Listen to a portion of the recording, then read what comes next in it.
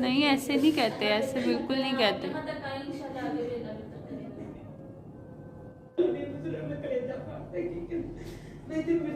पानी खोल दे मेरे बच्चे खाने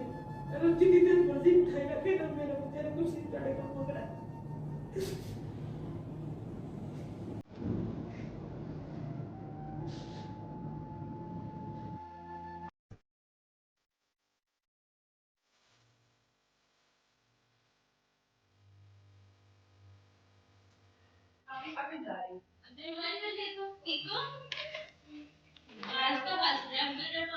बाजी में बड़ा शुक्रिया अदा करने के लिए मेरे बच्चे ने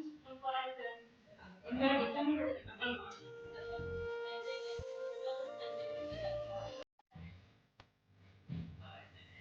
मेरे टीमा बच्चे ने